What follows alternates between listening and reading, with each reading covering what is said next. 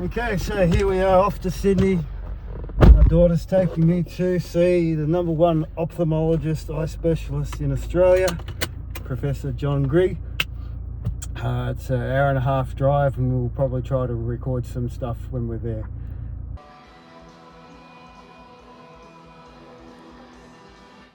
Okay, and welcome back to Eyes on Carnivore. My name is Sean, and I'm reversing blindness with the carnivore diet. And if you've been following along, well, last 2 days ago on Monday, I went for an eye test in Sydney with Professor John Grigg, who by all marks is the #1 guy in Australia and a specialist in the retinal diseases, for inherited retinal diseases especially. I met Dr. Grigg 19 years ago now, and he first diagnosed me with retinitis pigmentosa. And later in life, I found out that I have the RP1 mutant gene. So that's all very interesting. If you've been following along, then you probably know that I've been doing a lot of tests just to keep track of things, and I've been doing updates. So let me talk about this last test, which, so I've got some good news. Unfortunately, I've got some bad news, but I think I can turn that around and turn lemons into lemonade. That's what we'll do. We'll right that wrong, and we'll get to that shortly. Yeah. So turn lemons into lemonade, indeed, that's what I have to do. So good news, bad news, and I had an interesting talk with the professor. My daughter, wonderful daughter, thank you for taking me, that was great. And we talked about genetics and her potential for being a carrier for this mutant gene. And fingers crossed she doesn't have it. I don't think she has, but let's just understand what happened 2 days ago. So I went for the tests, and I could not do any recording there because of privacy reasons.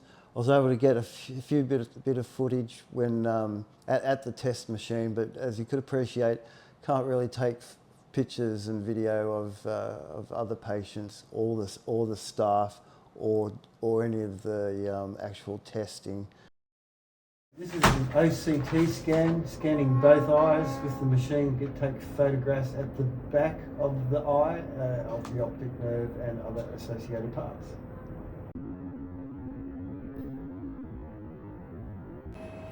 Okay, so this machine is an Optos.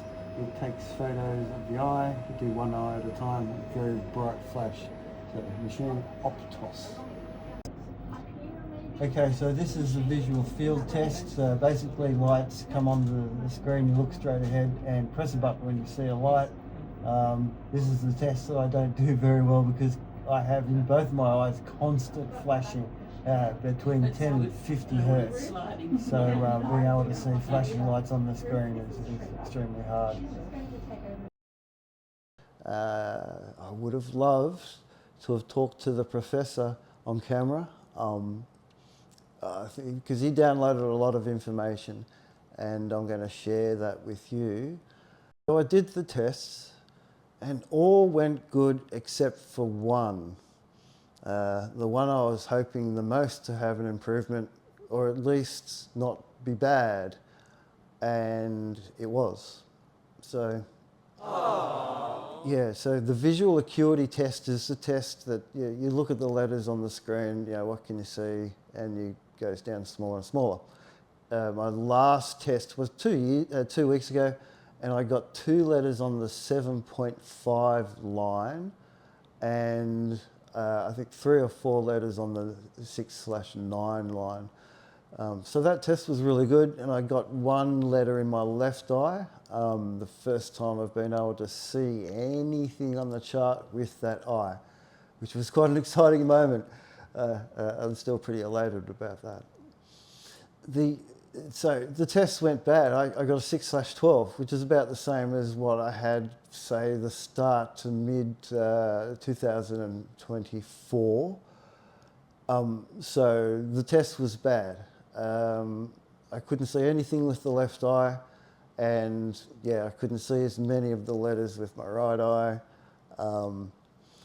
And I had to scratch my head a little bit about this because, you know, what went wrong? And it took a while to figure it out. And let me tell you about that. So, backstory required. This year, World Carnivore Month, I went lion diet. Yeah, that all went great. I did a couple of 48-hour fasts. Me and my guide dog, Sammy, is a wonderful boy. He didn't feel so good about skipping a whole day eating. So the idea being, I think I did my meal on a Wednesday, 3 p.m. or something like that, and didn't eat till the Friday, 3 p.m. or something, a couple of days later, skipping the day in between. So it's not too hard. I've done this a few times, and well, yeah, I did a fast just before I went to the doctor's appointment, about 3 days before I finished, and here's where I went wrong. So, you know the idea, you go shopping when you're hungry, you avoid the sugar aisle, so that's not my problem. I bought 4 180-gram blocks of cheese. 2 were vintage cheese, like a vintage cheddar or something like that, pretty salty. The other 2 were like a Gruyere, you know that one, and it's like a cooking cheese. You cook the cheese, and so on Friday, this is the running order of things, I had this cheese and a 180-gram block on Friday, and then Saturday night I had another 180-gram block of cheese, and then on Sunday night I had, so don't go shopping hungry, Sunday night I had another one, that was this Gruyere one. I ate it raw, I didn't even bother cooking it, I don't know. So I didn't put enough of the good stuff in, and not that dairy's bad. I don't actually have any other issues eating it, constipation or whatever, but it seems to be a trigger for me. I don't think I'm lactose intolerant. Been eating cheese all my life.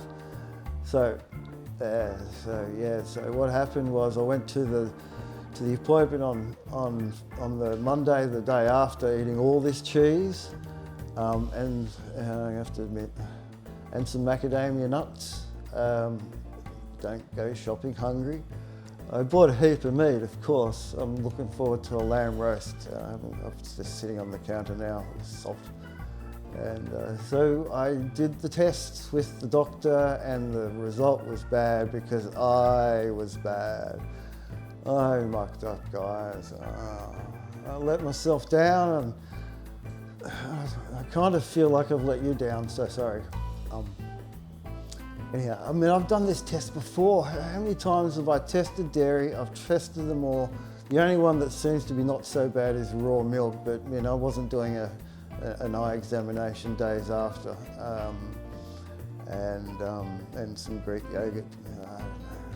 Got to keep away from the dairy, Sean. That's what I have to tell myself, which is fine. I'm done. I have learned my lesson. And it brought on some other things, and I don't know if maybe that was the nuts or the cheese, but I felt anxious. Yes, I did the test on Monday, and then on Tuesday I had an epiphany. What's going on? I have to tell you. I felt anxious with doing stuff on the computer. It's like, I know I'm trying to take my time. Take time, take a deep breath, and just feeling, the same old feeling that I'm so used to. Thankfully, no pain to speak of, which I got to be careful about. Maybe feel my hip. I don't know. It's just maybe a little bit sore. Keep away from the dairy and the nuts, but that's just me. I can't speak for anybody else. I've been testing things, of course, and maybe you can do the same. The next thing. So what I've done after realising, and I should tell you the story, so the epiphany hit me in the face, and literally. I didn't take the guide dog with me to Sydney. It's 2 hours there, 2 hours back, 2 hours, it was just a long day, no parks to go for a toilet break. So it's bringing the dog bowl in. I leant down, instead of using my legs, use your legs, and I smacked my eyeball directly into the side of the the barbecue. It's sort of got a round edge, but it's made of metal. So I smacked it really hard. Didn't get my socket. I got right on the eyeball, just to. Ooh, got my eyes closed. I think I'm talking. Just on the left. So it's a bit sore. Oh, made a noise. I mean, so there's a tiny little bit of blood there, but it doesn't look too bad. And oh God, I was lucky. My eyelid was closed. I had to hold myself up because the impact sort of knocked me back a bit, and I sort of came to. And it's like, what's going on with my computer? My eyesight's really crap today. It looks crap on the computer. I've just bumped my head. Because I didn't use, you're supposed to use your arms, and if you're bending down, I'm supposed to put my arms out in front, make sure I don't bang myself in the face. The amount of times I've banged myself in the face despite knowing that, or no, not using my legs. So cautionary tale, guys. If you're vision impaired, you just watch yourself. If you don't want to be like me and nearly poke an eye out. Right, so in 3 months' time, I have made another appointment. The eye doctor, I explained the situation with the dairy, and it's like, I just want to retry that. Otherwise, he wanted to see me in about a year's time.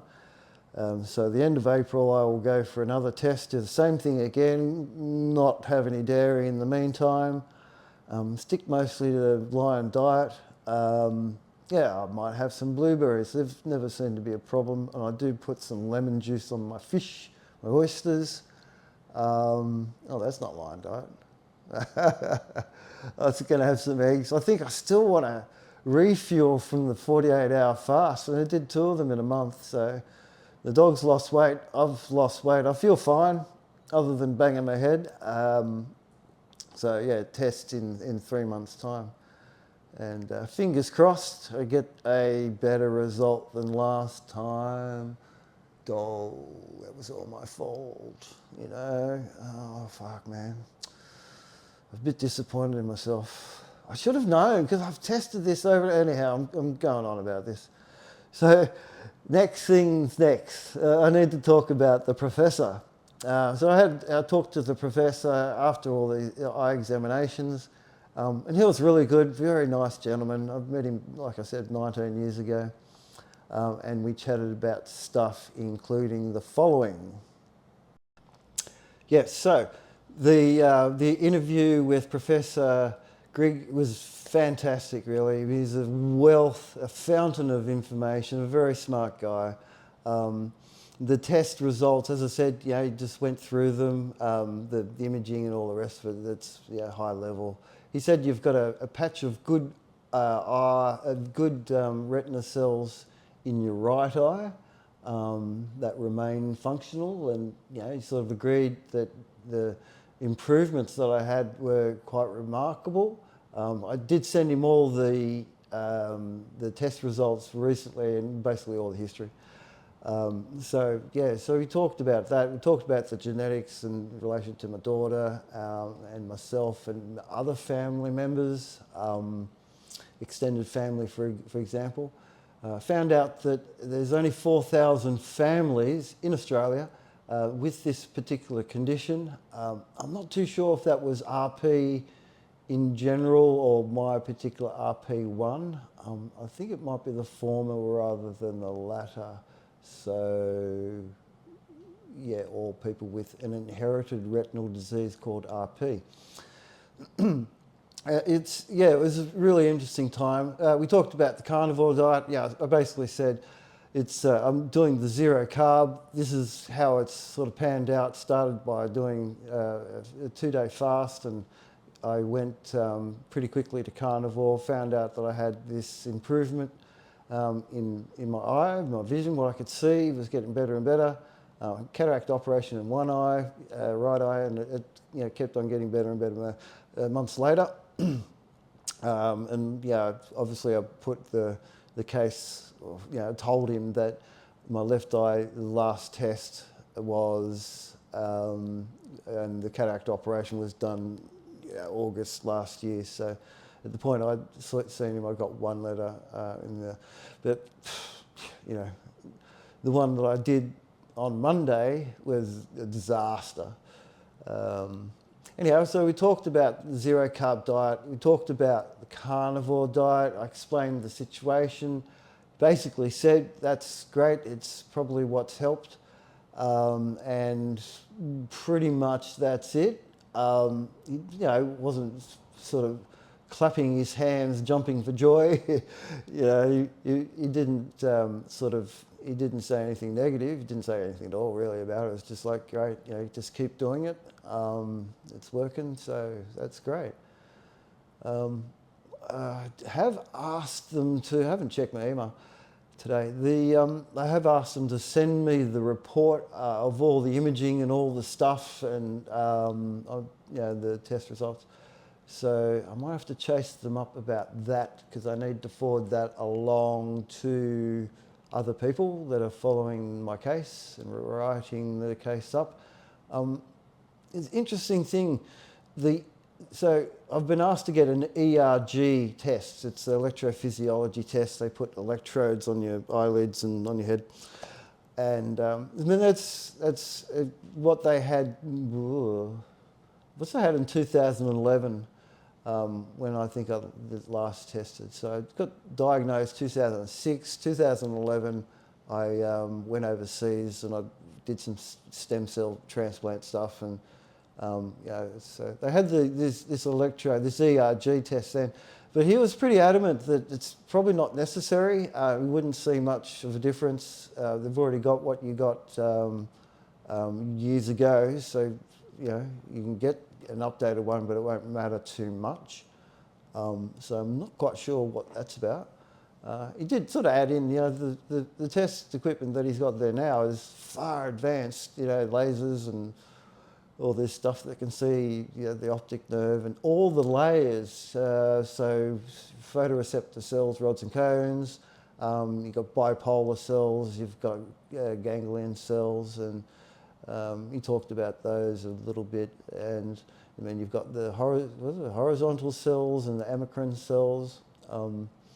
Missing one maybe, I don't know. So they can see the layers, which is great. Didn't have much to say about that other than, see you in a year's time. And he wrote something on a piece of paper, which I can't, I can't really pronounce it that well, so let's give that a go. Cysteine, N-Acetyl, fucking I got it wrong. What was it again?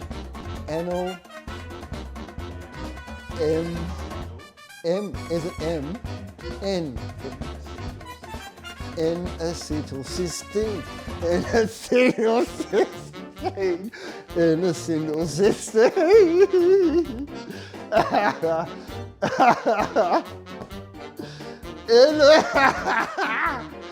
N-Acetyl Cysteine. Got it?